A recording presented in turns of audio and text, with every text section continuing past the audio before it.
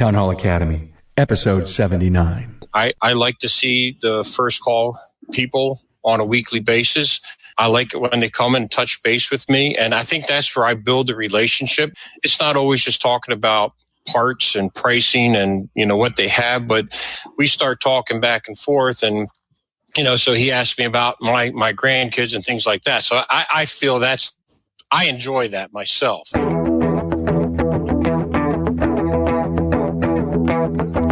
Welcome, automotive aftermarketers, to a Remarkable Results Radio Town Hall Academy. Listen to learn just one thing from today's episode on your journey to remarkable results.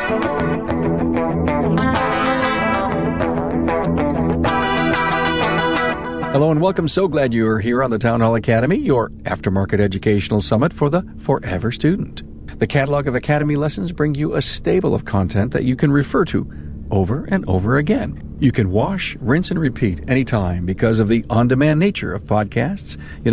We're always there for you. Over 400 episodes in the library. Hey, you're with episode 79 as we have an open discussion on what drives your parts buying decisions. Our panel is Keith Williamson, John Long, and Keith Katz. Carm Capriato here to let you know that Jasper Engines and Transmissions supports the Town Hall Academy. In addition to the strict quality remanufacturing steps they take at Jasper, they can actually improve a drivetrain's component's original design so that it runs longer and better than when it was new.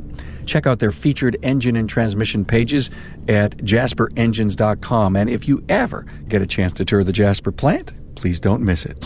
Select Town Hall Academy episodes allow you to earn AMI elective credit toward your AMI accreditations. Find out more at remarkableresults.biz/AMI. Hey, have you had a chance to listen to the new show? It's called For the Record, and it is a short but intense rhapsody from a peer of yours. This is in the style of the op-ed section of your newspaper. The intention is to push a few boundaries and create a future dialogue. These short opines will get you thinking.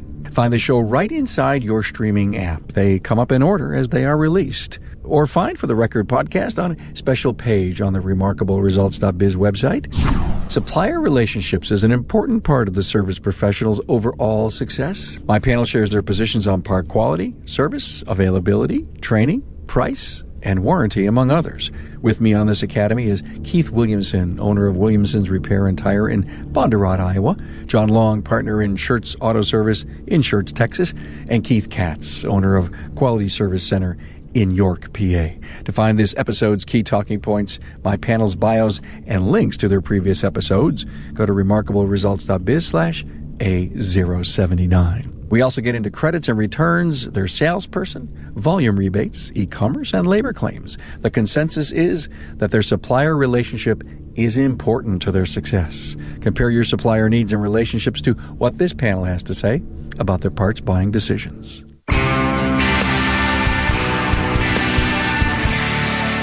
What drives your parts buying decisions? Let's start with you, John Long.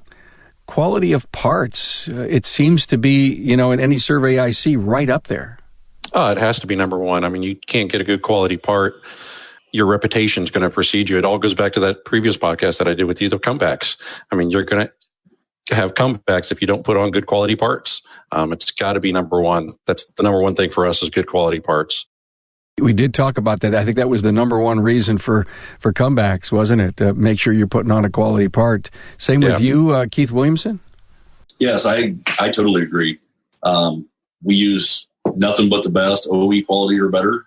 And I don't like to skimp on anything because it's going to come back and bite you. Yeah, I find that so interesting. You guys say this often when I do interviews, OE quality parts. So who makes that decision, that determination? Do you take the manufacturer's word for it? Or when you open that up, it's that, like kind quality? I mean, where do you determine OE? Well, a lot of their stuff is coming from OE. I mean, I use AC Delco, Motorcraft, Mopar for the big three. So we're buying a lot of just OE parts, from the get-go. Okay, so even though Motorcraft or AC Delco may repackage for example, a Gates belts, you're still very confident in that brand's decision on the parts they put in their box. Yep, I am. Quality, Keith Katz. like everyone else has already said, no one likes to do the job twice, especially if you're pulling out a dashboard or ripping half the car apart to do it. So quality has to be number one. And when you talk about OE parts, sure, sometimes we even have OE parts that fail, but you have to think through the whole process of what you're doing and whether you're going to want to get that part, let's say from the manufacturer, or whether you can take an OE aftermarket type part. Something that you can easily get to. Sure, you can maybe get that OE aftermarket part and feel confident in it versus, having to go to the manufacturer all the time. Guys, what happens when the part fails and you're faced with an issue? Could be a labor claim, an unhappy customer come back, obviously.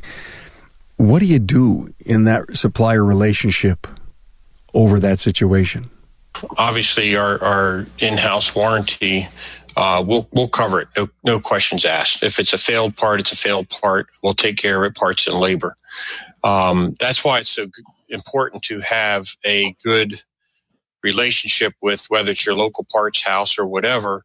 You need to have that good relationship so that they will back you up on the labor also. And there's even been times when, a part, maybe it failed at 28 months. As a shop owner, are you going to sit there and say, well, 4 months past warranty, sorry?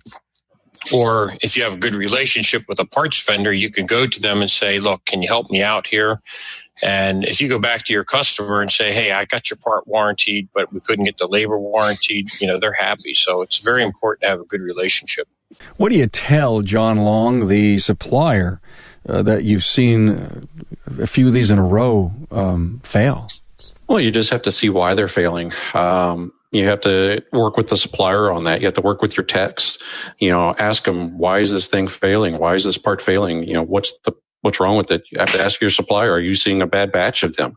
So I think it's just a constant communication back and forth between everybody regarding that to try and get to the root cause of why is that specific part failing, over and over again. Maybe it's not the part, maybe it's something else, who knows?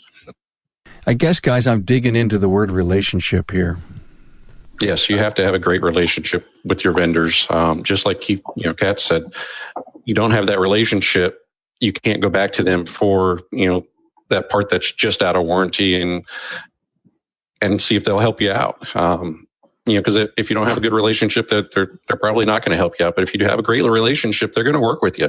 They're going to help you out on those parts. That way you can make your customer happy. Do whatever you can for them. And I think another thing to be said in that same sentence is, if you're the shop that's beating up the part store for price, you're not going to have that relationship, right? So, that's why I think on all of ours, price was the last thing on the list. Yeah, it was. And, a lot of my background comes from the distribution side, everyone. And I'm feeling some empathy here in all the things that you're saying. And Keith Williamson, you just opened, you just said a mouthful. If you keep beating up your supplier on price, I can't wait to have a supplier panel, and I'm planning one here in the next month and a half. And I want to ask them, so how it is that you deal with, what's your relationship like with a service professional that asks for price. Here's the phone, it's Bob, or here's that e-commerce thing. Don't send it unless you can shave off $10 because everyone else has it for less. Have you ever sat down and had a quality conversation with your district manager, store owner, salesperson about this? Yes, actually I have. My salesperson is in here on a weekly basis, and I've told him, look, I'm not looking for the cheapest. Get me in the ballpark and I'm happy. I want quality service. I want the part delivered when I need it. And I want a quality part, and I want to be able to order it online. I don't want to have to talk to anybody. You also said service. Obviously, we want to talk about that, but let's continue to dig into relationships a bit. How often do you see your salespeople or your sales rep, your salesperson? I think it all just depends on the vendor. Sometimes I see them on a weekly basis. Sometimes it's once a month. And sometimes I tell them, hey, you don't need to come by. I'm happy. I'm good. Because they may be third or fourth call, and he could keep coming on. But do you want to see your first call supplier rep often, weekly? I don't have to. If I'm happy, they're happy. I don't need them to come in and pat me on the back or bring us donuts, all that. That's, I tell them that. I said, we don't need that stuff. Just give us great service, good quality parts, and I'm happy. You're not going to hear from me.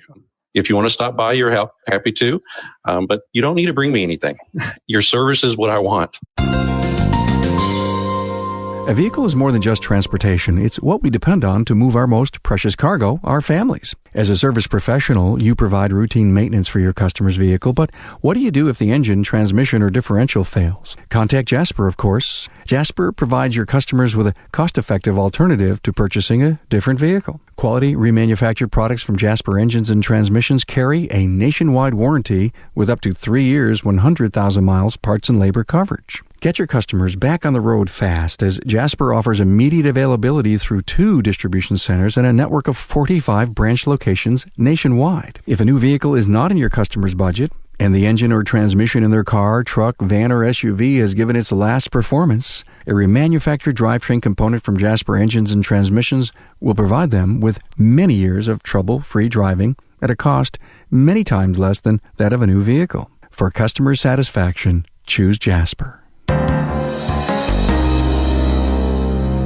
Keith Katz, what do you want your sales rep to bring you when he shows or she shows?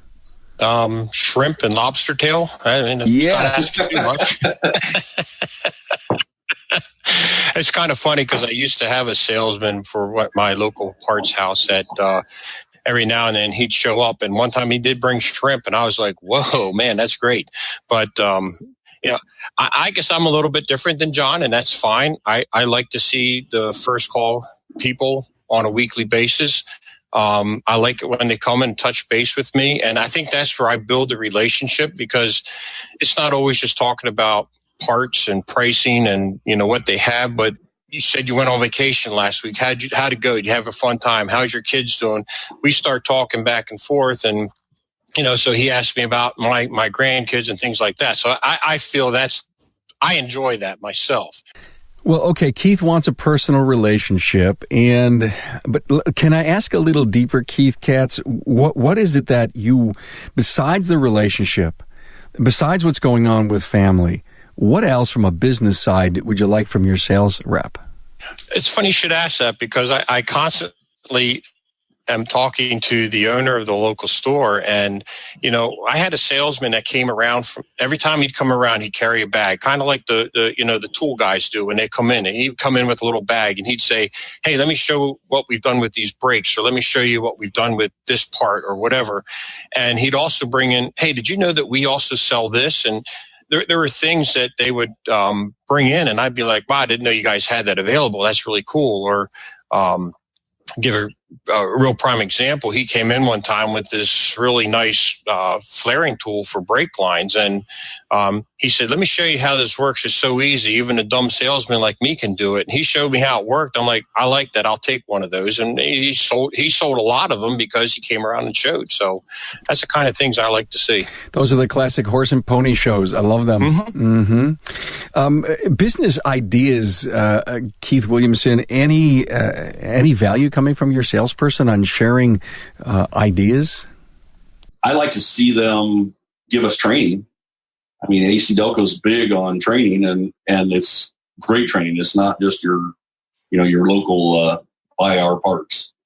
It's the same thing that the dealers are getting for training. Suppliers cannot do buy my parts, pizza and parts seminars anymore. I think I would have to think it's a long gone, bygone era. I would say I haven't heard much about that anymore. I think the stigma is out there from when they used to do that. But John Long, regarding ideas, I do have many in distribution that listen to the podcast, and every once in a while I get an email or something in Facebook that says, "Hey, it was a great idea that I heard last week on this show. I've shared it with all of my accounts this week." Does anybody ever come in and bring you a business idea? Not that I can recall off the top of my head. No, I do take that back. I did have one of my local reps come in not too long ago and mentioned something to me. I'm not sure if it's something I probably should say over the podcast here. But really, I don't get a whole lot of ideas from them as far as, I guess, business goes that way. Maybe if anything, it's saying, hey, I have a promotion on these. We can, do this with that. Is that what you're kind of referring to? Yeah, I guess I am. And I think you'd answer that the best you could. But, and back to relationships, anyone here ever have lunch, sit down with the owner of the store? And again, I don't know if you're buying from big corporate America, district manager level. Yeah, I usually probably once a month I have lunch with one of my reps. Okay. Whether, we'll go out somewhere or actually they come into the shop, during when we have our Friday lunches. But John, you say a rep. I really am looking for the next level, a kind of a decision maker at a higher level. Well, she's kind of a rep and she's the owner. So she's okay. She's her own rep. But she is she is a owner with her husband of 3 stores, parts stores. So, her and I have a great relationship. And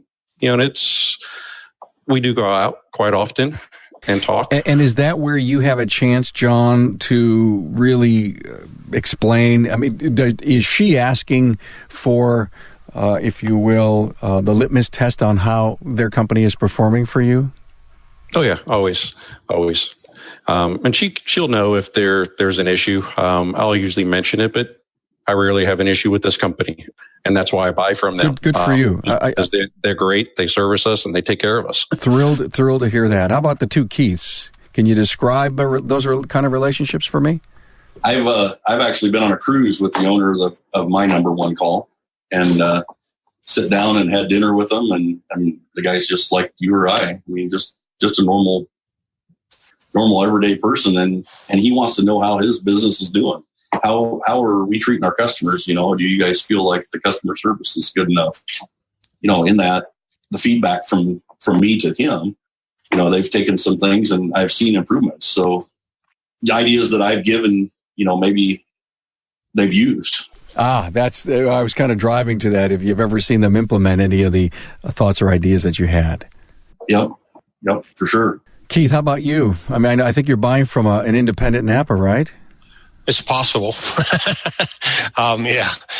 I don't know. I was trying to think, have we ever had dinner together or lunch but he does come by. He'll send an email, say, hey, when's a good time to sit down and just talk? And he'll come out to the shop and we'll go sit back in the lunchroom and, talk for an hour or so. How are things, what can we do to improve, just to get some feedback. So, we get together on a regular basis, and that is the owner himself. Glad to hear that. I mean, you want that relationship. You need that relationship. And if they are a strong business partner and they really help in what, your whole mission and vision is for your customer and your team, supplier relationships is hugely important. Thank you for that. Let's talk about service. Wow, and one of you guys brought that up. And I guess we can always say service is important. You could say it all at the same time. Yes, Carm, service is important. Yes. Okay. And it doesn't matter if it's 1, 2, 3, or 4 on the list. It's critical because you're really working on heavy, important workflows and depend on how you pay your guys. So here's the big question. What is timely, good service? Having the part there when you need it.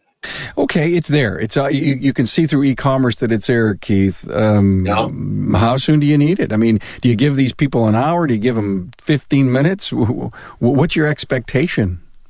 Ours are typically, they ship from Des Moines, which is a next city over from us. It's probably 20 minutes away, and they'll have a part there literally in 18 to 20 minutes. 18 to 20 minutes, next town over. Okay, yep. And that satisfies you. Oh yeah, I mean, we don't need them that quick. We do the inspection process and all that, so we're not needing a rush delivery every time. And we tell them that. If we need it rushed, we'll tell them that. Thank you for breaking that code. I mean, that is so important. Sometimes the old wolf cries rush. And you really put your supplier through a bunch of hurdles, don't you? Maybe not knowing. And okay, good. Thank you for that. Keith Katz, time. What's a good time? 2 minutes or less. No. We're in a very fortunate position where we're located to our closest store. It's about 5 or 6 blocks away. So we get very good service. Now, the one thing that they'll do is when we order a part, we do most of it online. I mean, it's very rare that we pick up a phone and order a part anymore. But if for some reason we forget to put on there how soon we need it, like if we're pulling apart a job and I don't need it for an hour, we'll put on there, need within the hour. If it's a rush job, ASAP, customer waiting. But if we forget to put that on that particular order, they'll actually pick up the phone and call us. How soon do you need this? Perfect. So I feel like it's very good service as quickly as they can get it to us, yeah. So service times isn't something you talk to the store manager a lot about. It's they have just learned your need, your methodology. You've worked it out together. At the end of a week, you're happy with the timeline on average? There's times that they could do better, yes. Depending on where the part's at, sometimes the local store doesn't have it, so they have to grab it from another store, and then it can be a 90-minute wait. But again, I think like a lot of other people do is if we have a brake job, pads, rotors, calipers, let's just say, and they don't have them in stock at their local store, we may go ahead and order the parts even though we haven't sold the job yet to get them rolling so that by the time the job's sold, the parts are arriving within a timely manner. And, and if we don't sell the job, then we just turn them back. You just made me think about returns. John, how about, we'll cover that. John Long, talk to me about your service intervals, expectations. I would say usually within a half hour, I can get mostly anything from any of my vendors. There's some vendors that I do have certain times of the day that they have certain deliveries to us, and we manage that and we expect that. So I think it's just knowing up front that I'm going to get parts at this time, and as long as they meet that, then we're okay. We can plan around that. It's when they don't meet those times, then that's where we have issues. It crunches your workflow during the day. Any counterman, delivery person, dispatcher ever come and spend a few hours with you to see how crazy and hectic it could be inside your place? Not specifically for that reason, but there's been times where they've come in, on some of their visits, and they've been there 30 to 45 minutes, and they're like, wow, you guys have a lot going on. Now I see why you need your deliveries when you need them, and on time. Just because one little hiccup can throw a lot out of whack. So digital vehicle inspections and paperless and being able to communicate with our customers digitally, anticipation of the order, Keith Katz, as you said, is that putting more pressure on our supplier as the customer, an hour later finally texts you back and, they need the car in a couple of hours? Does your supplier realize that the new technology may put more pressure on the system? I think it could. I don't know that I see that. And again, I think it's more us being proactive than reactive. Yeah, I'm not sure that I see that in our situation anyway. Maybe one of the other guys sees it differently. Yeah, I'd have to agree with Keith. I really don't see that issue. I think we just kind of manage everything. That's how you manage it all. Thank you, John. Keith Williamson, availability. Everybody wants to, when you always want the part to be there. Exactly. And when it's not, you scratch your head and you say, why? Why isn't it there? Am I right, guys? Yeah, you do. You need the part in stock. I mean, we can't wait 2 days for a part that we need for a 2-hour job. What's the challenge for your supplier? What do you know about your supplier and the depth of, or the breadth of coverage that he has on his shelves? What do they tell you? Well, they tell us how many dollars they have stocked there, for sure. I'm sure we've all heard that. Yeah. And, $2.5 million in a parts store is nothing anymore. So I just can't imagine having that kind of overhead. But Yeah, $2.5 million would be a nice small warehouse inventory. I think the local store may have 750, and years ago it used to be 250, then 500 and 750. And that investment all comes from the profits of the organization. It's the only way it gets on the shelf. So you may scratch your head all the time, but are there any specific product categories, guys, that you're surprised the coverage isn't as wide as it should be? Maybe emission parts, ignition parts, anything that you noticed? I can't think of anything off the top of my head. Calipers, brakes, rotors are the minimum 2-year-old models on the shelf products? Yeah, I would say so. I mean, I really haven't run into any issue for, I guess, a high moving part like that just all of a sudden hasn't been there. It just, I guess, like Keith Williamson was saying, they all have a lot bigger inventories nowadays. So they're carrying a lot more parts to service us. I know our local store that we deal with actually has 8 different locations across Pennsylvania.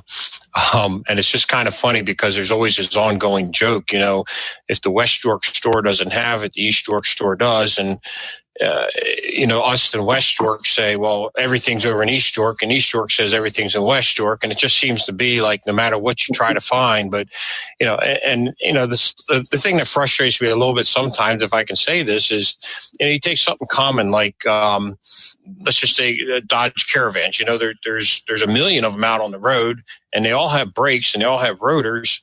And, you go and call the store and they're like, oh, we don't have those in stock. And I'm thinking, really? I mean, it's a Dodge Caravan. Everybody has one of those. But then you look at their other stores and they got like 3 or 4 sets over there, but our store has none. It just doesn't make sense, but it happens, but not often. A store that may have 4 or 5 of an item on the shelf, that could be inventory bloat. And that comes from people ordering the product, returning it 2 days later because they didn't get the job. Now it goes back into the inventory and you say, why has this store got so many? Well, it's part of how we're all trying to do business today, and that bloat really inflates inventory. And if it doesn't get sold off in plenty of time, so that they could use that a portion of the profits to grow inventory again, we're all in this incredibly terrible, vicious cycle. Hey guys, thank you for your honesty and where this thing is going so far. I appreciate it. We brought up warranty and labor a little while ago, and when you guys do labor claims, are you happy with the process that your supplier brings to you in getting a claim in the system and then ultimately being paid? I am. I don't know about everybody else, but I'm really happy with my supplier. They take care of us, and we've never had one go over 30 days. So it's really good. That's good. Keith Katz? I'm right now we're doing really well. We've had some salespeople in the past that they would take longer than the 30 days, and that gets a little frustrating. But the guy that we currently have, he's on top of it, and he comes in every week, and we can give him one this week, and next week when he comes in, it's like, oh, here's your labor claim, da da da da da da da. So it's nice when it's handled that quickly. So it's the salesperson who's actually handling it for you. Yes. Yeah, that's who handles it for us. We deal, and that's another reason why it's good to see him on a weekly basis, because he'll ask, do you have any labor claims that need to go in? And so we can deal with those right then. Are you guys happy with the warranty that comes with parts, the length of time? Yeah, overall I am. I mean, obviously I'd like it to be a little bit longer. We have our minimum warranty is 3-year 36. Most parts don't go to that. So I'd like it to be longer, but overall I'm pretty happy with it.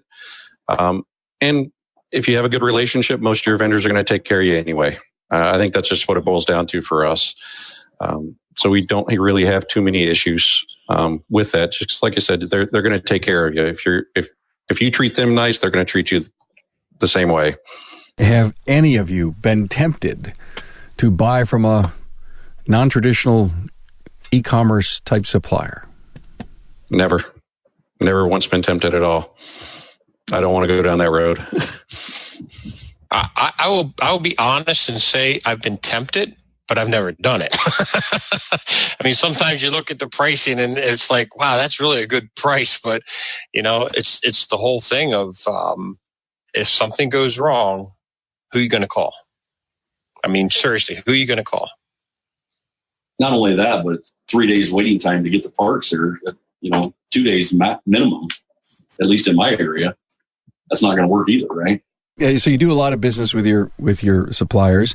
You get cash discounts for paying on time, volume rebates. I don't want you to discuss any personal in detail thing, but from a supplier, is a prompt pay, which I hear is going away, and or are volume rebates important to you? I wouldn't say they're important. I'd say they're kind of part of the big picture.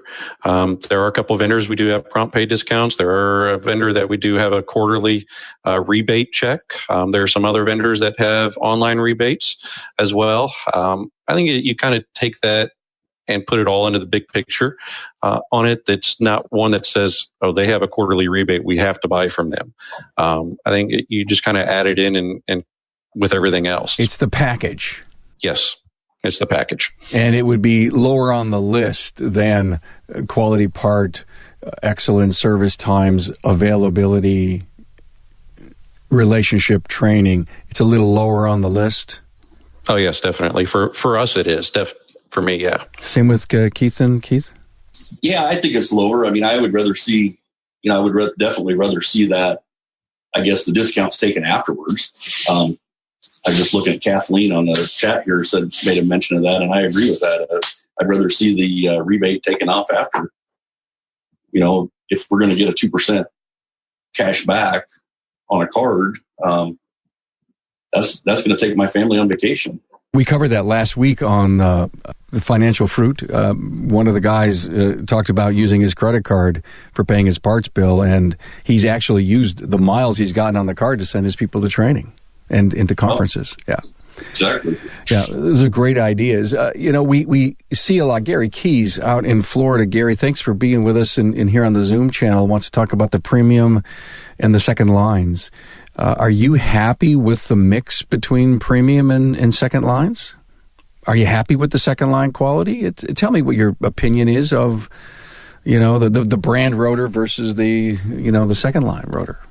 I think it just goes back to, is that second line part a good part? Have we used it before? Have we seen comebacks from it? Have we seen issues? If the answer is no, then I'd say we're happy with that part. There are some lines, second line parts that I won't use because we have seen issues with, and we go with the premium line. So I think you have to take it a case by case basis. You just can't lump it all second line parts into one category. Keith Williamson, if you're happy with the second line, would you then offer the customer, if necessary, an option on their quote based on those two different choices? Yeah, I would, but I would have a different warranty on both. I mean, the second line is not going to have my standard 440 warranty like the first line is. Wow, you're at 440? Yes. Interesting. We'll actually do a show about that someday, Keith. I think it's like 224, 336. Now we're at 440. It's amazing where the warranties are going. It's just amazing. We really should do a show on that. And I'm not even the best in town now. So, earlier I said we were 336, but that's on most of our repairs. A lot of our repairs are actually a lifetime warranty is what we put on them. You get a starter from me, I'm going to put a lifetime warranty on it. That's where good quality parts have to come into line, so we can offer those. Keith Katz, does your supplier have a lot of second lines? Oh, yeah. I mean, I think every supplier has two lines, and a lot of times we prefer to sell the top quality. We don't want comebacks. We don't want issues. And we explain it to the customer. Now, there are times when we will say, hey, to put these ball joints on your car, you're looking at $300, or I can save you $40 by using a, second quality part or something, something along that line. And 99% of the time, the people are like, oh, no, I want the better stuff. The savings that you get sometimes on the second line parts isn't it's not that great of a savings to me, in my opinion. So we just tend to stick with the premium. And I think, like John said, there are some times when customers come in and you know that they're tight on money, or, you know, their bill is going to be $1,600 and they're like, you know, can you save me $100 anywhere? And, you know, we'll work with them. But typically we go for the number one line. Thank you for that, guys.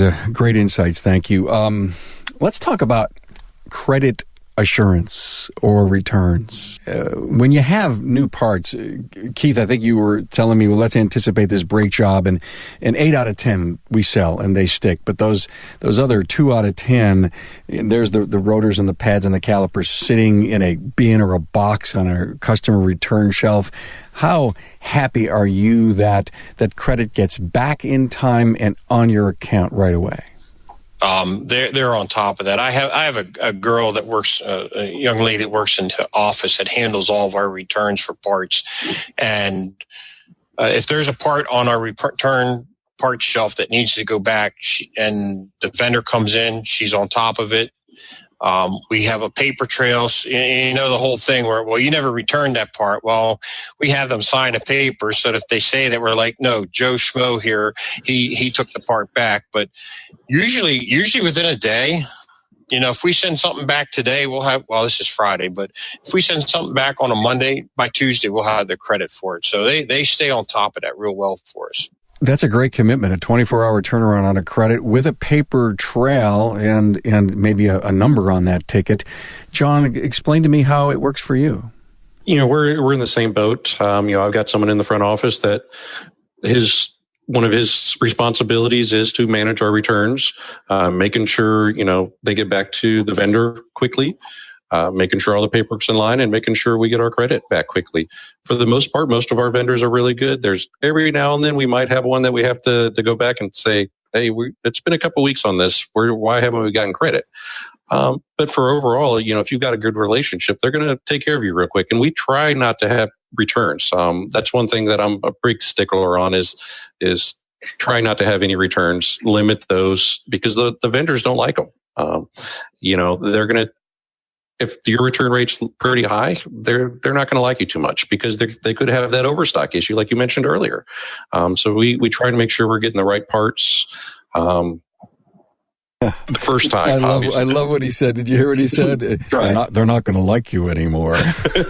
and that almost goes to prove the value of this relationship. I mean, you know, the supplier, you know, works so hard to get your business, and yet, does he really realize how much you value his business? God, I don't want him not to like me anymore because they really are part of my business. But I'm like John.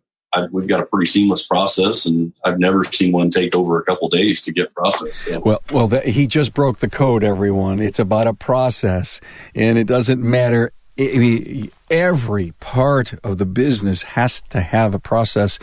And if you are failing to get the proper credit, it's partly your fault that you have a very poor process, and, you know, to lay it out, to get a signature, to have someone follow up and follow through. Well, good.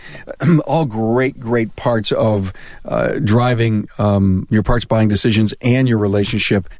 But we haven't talked about the lowest thing on your list. And for some people, it's the highest thing on their list, price.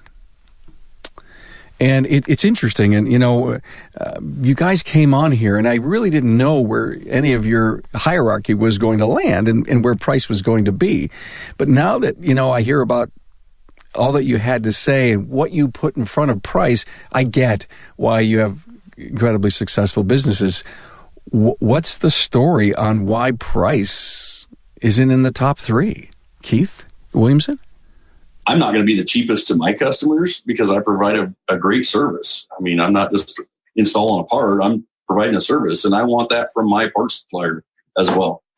You know, I want them to take care of me. I want them to stock my inventory for oil filters and things like that. They do it based on what I tell them I want as numbers. My salesman's in here weekly doing that. So, and they'll even put them on the shelves for you. Pricing, and I think it's like Keith Williams said,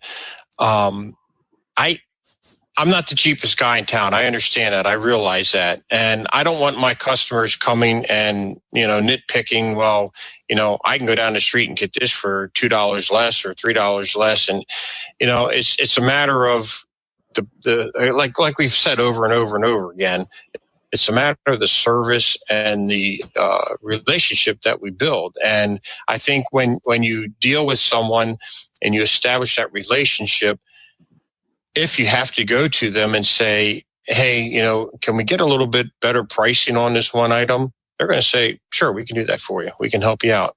In fact, I had it happen to me this past year on some brakes that we were doing. And they were more than, there wasn't even an argument. They're like, yeah, we can help you out. But that doesn't happen every day for you in your relationship. No, it doesn't. And I don't expect it to. Again, I'm looking for a good quality part. I'm looking for somebody that will be able to deliver the part and deliver it quickly, and that'll stand behind the part with not only a parts warranty but a labor warranty. And so, what does the price really matter? Got it. So, Keith, another challenge to your thinking is you see the part is $90, and in e-commerce portals you see someone else has it for $78. Let's pick a number, 78. Do you pick up the phone and say, you can send it to me if you can do it for 78? Never done that. Plus, the other thing is, are we comparing apples to apples, or, is it the same part or is it slightly different part? And you know what? We have other vendors that we deal with from time to time, and there are some times that they are cheaper. But again, I always go back to, well, if I buy it from this guy, I have a relationship with him. He's going to give me a labor warranty on top of it. So for the extra $20, I'll spend the extra $20 and know that I'll be taken care of. Exactly. Long ago, I used to do that. Call up and say, hey, this guy has it for $10 cheaper. Can you send it to me? But the way our process is nowadays, we don't have time for that. You don't have time to spend on the phone beating those guys up. It's going to cost you time. All right. They're going to get upset with you if you keep calling them on that. So best thing to do, like the Keith said, build those relationships over time and say, hey, ask them, hey, there's this line that can we work it out and get a little bit cheaper on? And most of the times they'll work with you. I had one 2 weeks ago. We had the same issue. I went to my vendor and said, hey, this line, I'd love to buy this line from you, but you're a little too high.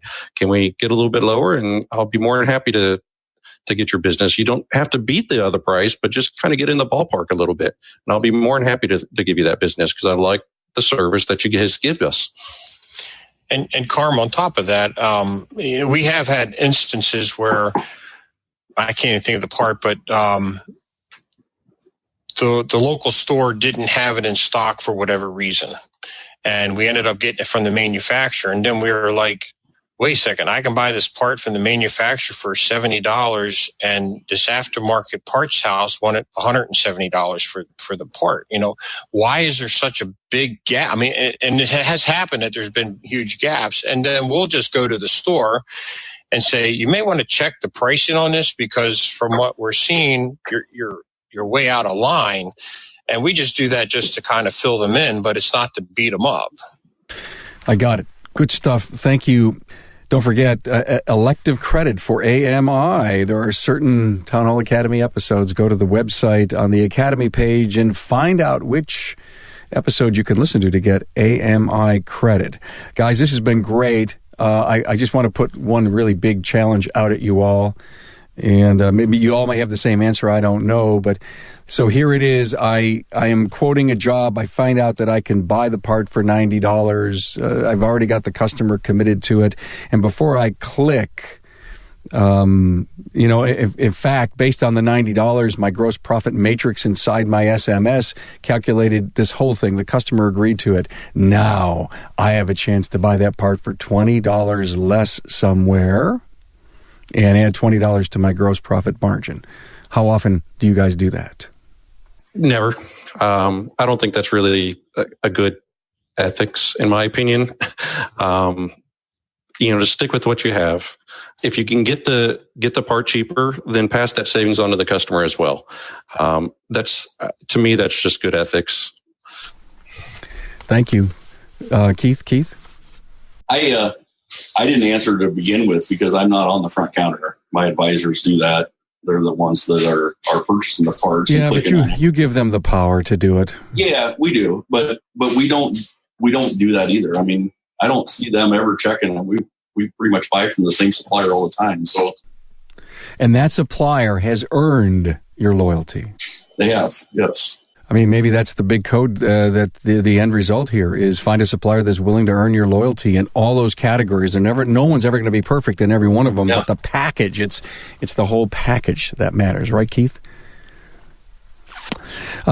Someone said up in the Zoom chat, has Amazon been mentioned? And we actually did say the word e-commerce, although we didn't mention anyone by name. And this group here has not decided to support Amazon, although I'm sure you guys have checked them out and maybe have sat down in an amazement and figured, how could they be, doing what they're doing. But boy, I'll tell you, with the overhead today and running a business and what it takes for a distributor, a supplier to you to do business today. And Amazon's got it dialed into a single-digit cost of doing business. So it's so tough. I know it really is expensive to do business in our industry. Thank God for our suppliers. I guess that's all I have to say, right? Hey, it was great to have you all. What drives your parts buying decisions? This really went to good places. Thank you for your transparency and honesty. Keith Williamson, owner of Williamson's Repair in Bondurant, Iowa. John Long from Schertz Auto Service in Schertz, Texas. And Keith Katz from Quality Service Center in York, PA. Thanks for having us, Carm. Thank you, Carm. Good job. Have a great weekend, everyone. Thank you. Thanks for being on board to listen and learn from the premier automotive aftermarket podcast. Until next time.